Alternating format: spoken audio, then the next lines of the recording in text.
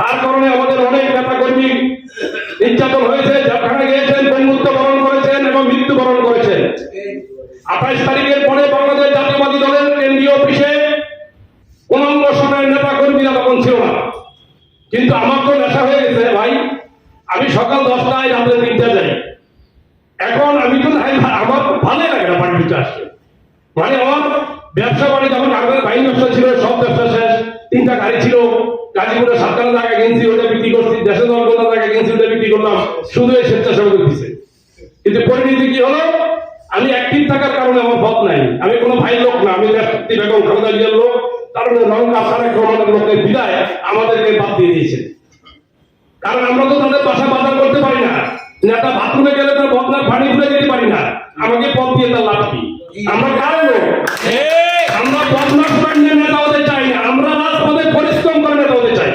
আপনারা চান? কিন্তু সেই সময় যেদিন বাড়িতে বসে ঘেরাও করছিল, সেই দিন আমি অনেক রিস্ক নিয়ে রাস্তার ওই পাশে গেছিলাম। সেই দিন আমার বীর মুক্তিযোদ্ধা মিস্টার ভাসান ভাসানি ভাই একটা রিক্সা নিয়ে বসে আছে, আমাকে দেখা বলছে লিডার উঠেন।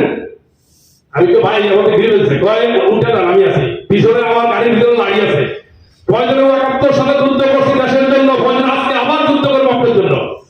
সেই দিন ভাইয়ের কথা শুনে আমার বুকে খুব শান্তি লাগলো। ভাই আমাদের কমলাপুর নিয়ে গেল, আমি বাইরে 100 টাকার নোট দিলাম। ভাই তো আর তো শান্তি নাই, ভাই আল্লাহ করে দাও বকশিস।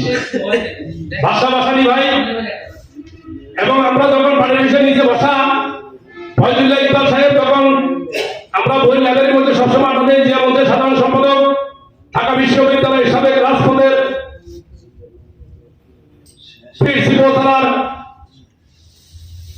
তিনি অসংখ্য নেতা কর্মীকে সাহায্য সহযোগিতা করেছেন, লক্ষ লক্ষ নেতা কর্মী করেছেন সারা বাংলাদেশ। সে কি ছাত্র দল কি যুব দল কি স্বেচ্ছাসেবক শ্রমিক দল, এমন কোন নেতা ছিল না যে সে তাকে টাকা দেয়নি, তাকে ইস্তাও করে। কিন্তু সেই কথা যখন বসা, আমি দেখলাম এই রিক্সা সংগঠনের নেতারা ঝগড়া করতেছে। আমি বললাম বাসা ভাই কি সমস্যা? ভাই আমরা সংগঠন করতে গেছিলাম, কোন নেতা আমাকে সংগঠনটা করে দেয় না। আমি কি কেউ করে দিব? তোমরা রিক্সা চালাও। আমি কি রিক্সা চালাই? আমি মুক্তিযোদ্ধা, আমি সাব সেক্টর কমান্ডার। এই শেখ হাসিনা আমার ভাতা বন্ধ করে দিয়েছে, এই শেখ হাসিনা আমার মুক্তিযোদ্ধা ভাতা দেয় না এবং আমাকে বাড়ি বানানোর জন্য মিরপুরের শীর্ষ সন্ত্রাসী দিয়েছে। কিন্তু তার পরানের ভয়ে আমি রাতে রিক্সা চালাই এবং রিক্সার মধ্যে ঘুমাই। আমি কোথায় থাকি আমার ফ্যামিলি জানে না। অনেক সময় দেখলাম ভাবি আসতো, আইয়া তার থেকে টাকা নিত বা তারা কিছু খানা দিয়ে দিত রাস্তায়।